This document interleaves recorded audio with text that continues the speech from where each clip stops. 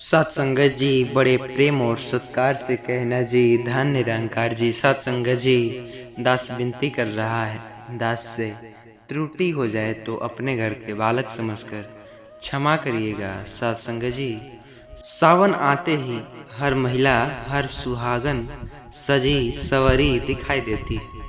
हरी चूड़ियाँ, हरी साड़ियाँ, हाथों में मेहंदी, शिवलिंग पर जल और सबसे जरूरी हरी चूड़ियाँ पहनना। गांव की औरतें कहती हैं, अगर सुहागन ने सावन में हरी चूड़ियाँ नहीं पहनी तो महादेव रुष्ट हो जाते हैं और पति की अहित होता है। पर क्या यह सच है?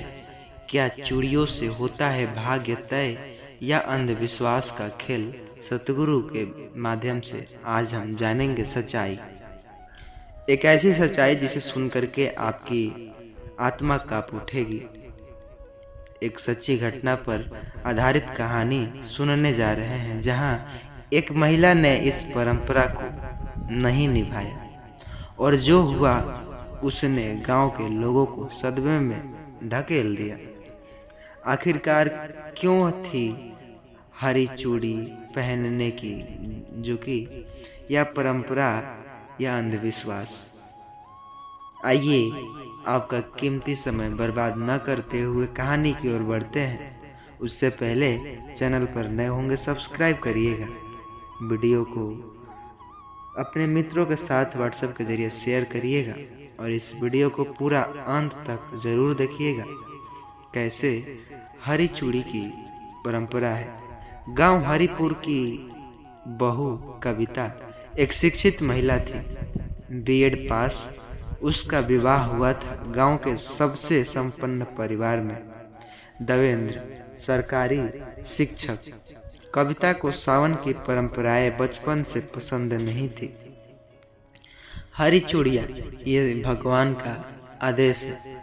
मैं शिव को मन से पूजती हूँ, रंगों से नहीं। सास ने चेताया, कविता बेटा सावन में यह सब बहुत जरूरी होता है, नहीं तो महादेव नाराज हो जाते हैं। लेकिन कविता चूड़ी नहीं पहनी। तीसरे सोमवार को देवेंद्र को स्कूल से लौटते वक्त अनहोनी घटी। सांप ने डस लिया। अस्पताल में भर्ती किया, गंभीर हालात थे। गांव में चर्चा फैल गई। देखते ही देखते यहाँ होता जब सुहागन हरी चूड़ी नहीं पहनती। महादेव ने संकेत दिया था। कविता रात भर रोती रही। उसी समय सतगुरु बाबा का आगमन होता है, जहाँ सच्ची जो बोले तो सच्ची राह दिखाना। निरंकारी सत्संग जो हो रहा था वहाँ पे कविता पहुंची, जो कि कानों में गूंज रहे थे, भगवान शिव कोई रंग नहीं मानते। वो भाव था जो मांगने का। चूड़ियाँ पहनना एक श्रद्धा, पर जब श्रद्धा डर बन जाए तो पूजा नहीं अंधविश्वास बन जाता है। कविता सदबद रह गई। उस रात कविता को सपना आया, एक विशाल मंदिर, शिवलिंग के पास वह हरी चूड़ी जो पहनी हुई थी। हरी चूड़ियाँ टूट पड़ी थी। शिव का स्वर गूंज रहा था, मैं चूड़ियों से नहीं तेरे प्रेम में बंधा हूँ। जिसने सेवा की वो चूड़ियाँ न पहनकर मेरी भक्त है, और जिसने सिर्फ रस्म निभाई वे मंदिर में भी दूर है। अगली सुबह डॉक्टर ने देवेंद्र को, हालात अब स्थिर है, वो खतरे में। गांव वाले बोले, महादेव की कृपा हो गई। कविता ने मुस्कुराई और बोली, हाँ, महादेव की कृपा तब होती जब हम डरना छोड़कर समझना शुरू कर दे। कविता ने गांव की औरतों को बुलाया। उसने कहा, अगर हम हर साल सावन में डर का पूजा करते रहे तो यह पूजा नहीं, मानसिक कैद है। हरी चूड़ियाँ सुंदरता और संस्कृति है, पर उसका अभाव श्राप नहीं बनता। शिव का मूल भाव है करुणा, माफी और ज्ञान। गांव में पहली बार सावन में सास बहुओं ने मिलकर सतगुरु निरंकारी विचार पर आंतरिक जो कि भजन गाए। कहते महादेव का क्रोध नहीं, उनका प्रेम बड़ा है। चूड़ियाँ पहनना एक श्रद्धा है, पर इससे किसी की किस्मत नहीं बदलती जब तक मन में शिव न हो।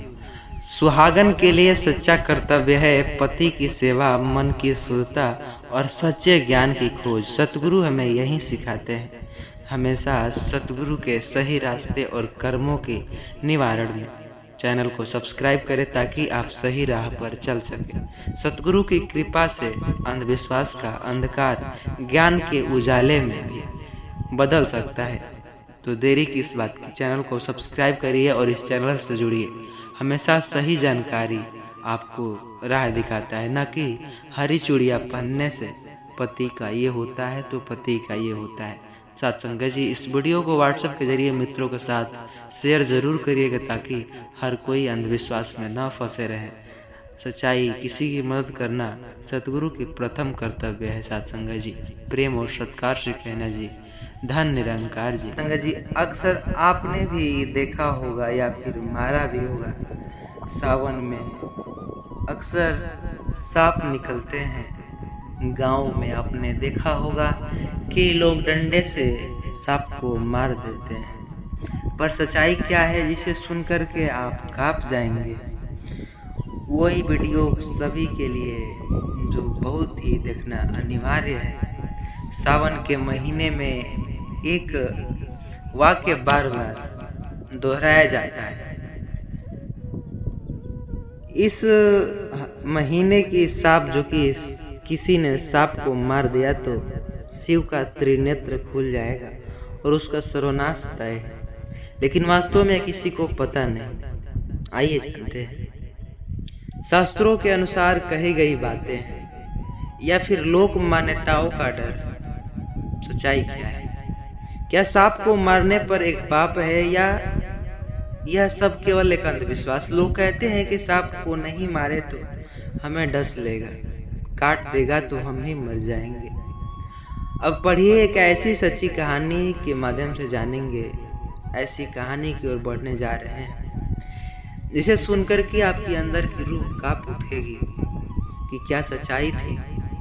सच्ची घटना पर आधारित रहस्यमयी कथा जिसे सुनिए हर युवक के लिए बहुत ही आवश्यक है यह कथा। सत्संग जी, वीडियो को लास्ट तक बने रहिएगा। चैनल पर नए होंगे सब्सक्राइब करिएगा।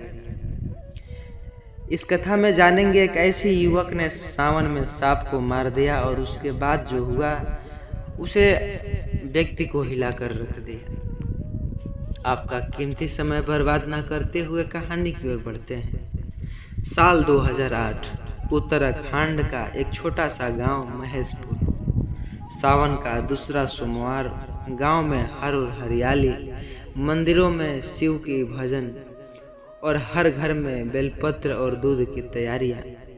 इस दिन गांव के प्रसिद्ध खेतीहर राघव के घर में एक काला नाग घुसा गया। राघव की पत्नी चिल्लाई, मार डालो इसे, ये शिव का सेवक है, नहीं तो अनर्थ हो जाएगा। राघव ने एक डंडा उठाया और एक ही बार में नाग को मार डाला। पूरे गांव एकत्र हुआ, हे भोलेनाथ ये क्या हुआ? अब यह घबरा बच्चा जो घर बचेगा नहीं आया। इसमें शिव का वाहन की हत्या कर दिया। राघव को अगले दिन पैरों में तेज दर्द हुआ, जिसे तीसरे दिन खेत में फसल सूखने लगी। पांचों दिन उसकी भैंस जो कि नहीं बची, मर चुकी थी। गांव में चर्चा फैला, यह देखो यही होता है जब कोई सावन में सर्प को मारता है, अनर्थ होता है। उसकी माँ रोती हुई कहती है, तेरा सर्वनाश हो गया रे बेटे। लेकिन राघव उछल पड़ा। क्या यह सच में शिव का प्रकोप या केवल डर या संयोग की मारत? राघव की हालात देखकर आपके भी होश उड़ जाएंगे। अंत तक जरूर देखिए। राघव एक निरंकारी बहन सीमा से जो कि मिलने आया था। उसने कहा, राघव भाई, क्या तूने कभी सोचा है कि सावन में मार दिया जाए तो क्या होगा? पाप होगा, आत्मरक्षा होगा। वो उसे लेकर गई पास के शहर में चल रहे निराकारी सत्संग में। वहाँ संत बता रहे थे, शिव का अर्थ केवल एक मूर्ति नहीं, शिव का अर्थ कल्याण करने वाला है, कल्याणकारी। यदि कोई अपने परिवार की रक्षा में, भय में आकर के कोई कार्य करता है तो उसे शिक्षक रक्षक देते हैं, जो कि दंडता नहीं। सावन का महीना प्रेम का प्रतीक, डर का नहीं। जहाँ अक्सर आपने भी देखा होगा, कहते हैं सावन व्रत करो, आपको अच्छे पति का तलाश होगा, अच्छे पति मिलेंगे। उस रात राघव ने एक सपना देखा कि एक जंगल में था अकेला, जहाँ एक विशाल शिवलिंग के पास वहीं सांप बैठा था।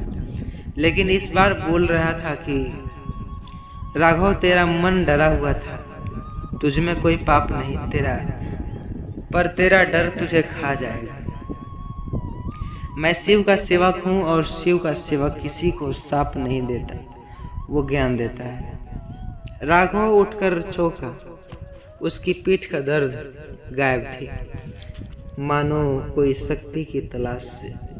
अगली सुबह राघव ने गांव को बुलाया और सबको सत्संग में ले गया। वहां संत ने समझाया कि जो शिव को केवल भय का रूप मानते हैं, वह उन्हें पहचान नहीं पाते। सांप का वाहन जरूरी है, लेकिन वो पूजा का माध्यम भी है, श्राप का कारण भी है। सावन शिव का महीना, प्रेम, क्षमा और सेवा का महीना है। लोगों की आंखें भर उठी। राघव का खेत 2 हफ्तों से बिना से जो कि हरा होता। सतगुरु यह सिखाते कि अंधविश्वास तो जन्मता है, लेकिन जहाँ जननी होती है वहीं रोशनी नहीं पहुँचती। सत्संग जी, सबका जीवन पवित्र है, लेकिन जो रस्मों में मारा गया कार्य का रूप नहीं। सावन शनि जो कि रहस्यमय सर्प नहीं, मूलमत जो कि कल्याणकारी और करुणावारी है। सत्संग जी, डर नहीं। सत्संग जी, अक्सर आपने इस प्रकार के केस तो आपके साथ भी हुआ होगा। सत्संग जी, आशा करता हूँ वीडियो समझ में आई होगी, तो लाइक करिएगा, शेयर कीजिएगा, पसंद आई हो तो, और इसे मित्रों के साथ व्हाट्सएप के जरिए शेयर अवश्य करिएगा सत्संग जी, ताकि हम भी समझ सके। सत्संग जी, अक्सर आपने किसी को सुना होगा, कहते हैं कि तुम तो नरक में जाने के भी लायक नहीं हो। लोग चोरी भी करते हैं, अक्सर आपने देखा होगा, तो कहते हैं कितने की तुम्हें नरक में भी जगह नहीं मिलेगा। लेकिन वो कौन है जिन्हें नरक में जगह नहीं मिलेगा? हमारा समाज अक्सर यह तय कर देता है कि कौन स्वर्ग है क्या अधिकार है और कौन नरक का अधिकार है। क्या वो जो जेल गया वो पापी, जो शराब पीता वह जो नरक का पात्र होगा? जो समाज में बदनाम है वह नरक का पात्र, वह जन्म से ही भ्रष्ट। लेकिन प्रश्न यह ही है, क्या सच्चाई है? आज इस वीडियो में जानेंगे बिना कुछ देरी किए। आपका कीमती समय बर्बाद न करते हुए एक ऐसी कहानी के माध्यम से समझेंगे जिसे सुनकर के आपकी रूह कांप उठेगी। आप कहेंगे ये कहाँ था यह वीडियो? इसको देखना हर इंसान को अति आवश्यक है। लेकिन प्रश्न यह है, क्या सत्य इसका सीधा है? क्या बाहरी कर्म किसी आत्मा का भाग्य तय करता है? क्या भीतर की चेतना अंदर का भाव तय करता है कि असली आधार क्या है, नरक का मोह क्या है? अब सुनिए एक ऐसी सच्ची घटना पर आधारित कहानी जो एक ऐसी गांव की है जिसे सत्य से आधारित किया गया है, जिसे सुनकर के आपकी आत्मा भी कांप उठेगी और आपकी आत्मा पूछेगी, क्या मैं भी नरक या स्वर्ग? आप भी समझ जाएंगे। इसलिए वीडियो को लास्ट तक बने रहिएगा। चैनल पर नए होंगे सब्सक्राइब करिएगा। और हाँ, आइए कहानी की ओर बढ़ते हैं। साल 2006, गांव बेलाखेड़ा उत्तर प्रदेश के जो उत्तर भारत के एक ही दिन 2 मौतें हुई। धर्मवीर सिंह गांव का सबसे प्रतिष्ठित धार्मिक और सज्जन व्यक्ति, हर सोमवार व्रत, प्रतिदिन गंगा स्नान, मंदिर का सबसे बड़ा दानेदाता जो कि कहा जाता है। रामधारी उर्फ धारी गांव का घोषित शराबी और अपराधी, कई बार चोर डकैती किया, 2 साल जेल में, 3 बार चोरी के आरोप में, न कोई पूजा न धर्म। लेकिन क्या आप जानते हैं धर्मवीर और रामधारी की कहानी ऐसी है जिसे सुनकर कि आप सच में आश्चर्यचकित रह जाएंगे, क्योंकि ऐसा तो हर इंसान के अंदर भी है। वह चोरी करता है, क्या वह नरक जाएगा? जो नहीं करता वो नरक जाएगा कि नहीं? यह प्रश्न सभी के मनों और दिमागों में घूम रहा होगा। दोनों की मौतें एक ही दिन हुआ, एक ही समय पर हुई। गांव वालों ने कहा, अब तो कोई आश्चर्यचकित की बात नहीं कि कोई ब्रह्मा मुहूर्त में गया है तो कोई कुछ मुहूर्त में गया है, सभी एक ही समय पर गए हैं दोनों। आज पता ही लग जाएगा कौन नरक गया है कौन स्वर्ग। नरक की आग में जल रहा होगा या स्वर्ग में जल रहा होगा। लेकिन सच्चाई कुछ इस प्रकार थी। मृत्यु के बाद दोनों आत्माएं यमलोक पहुंची। यमदूत दोनों को रोककर खड़ा कर दिया, बाई और धर्मवीर, दाई और धारी को। यमराज का दरबार सजा हुआ था, चारों ओर गगन भेदी आवाजें, पापों और पुण्य का लेखा जोखा प्रस्तुत। यमराज बोले, धर्मवीर तुम्हारा नाम प्रतिष्ठित है, लेकिन देखना होगा तुम्हारी आत्मा क्या कहती है।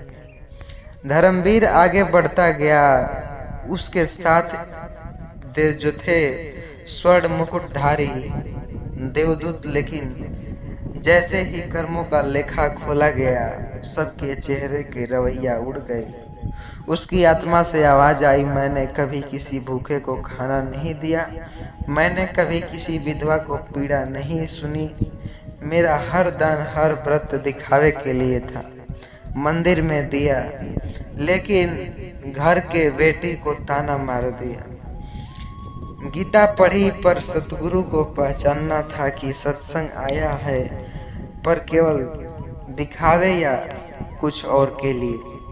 यह सब सुनकर यमराज बोले, तू बाहरी धर्मी था लेकिन भीतर से खोखला, तेरी जगह नरक में है। और ये नरक कोई आग की जगह नहीं, बल्कि वो अंधकार है जिसमें तू जन्मों तक भटकेगा। अब बारी है धारी की, जो चोर डकैती किया करता था। लोगों ने कानों में अंगुली डाल दी थी, अब पापों की लिस्ट पड़ी जाएगी। लेकिन धारी की आत्मा से जो निकला वो सबने सन कर दिया, मैं पापी जरूर हूँ गुरु, पर मुझे एक बार शत्रु की कृपा अवश्य मिली थी। जेल में एक सेवक आया जिसने कहा, ईश्वर को पहचान लिया, वो रूप में नहीं निराकार है सत्संग जी।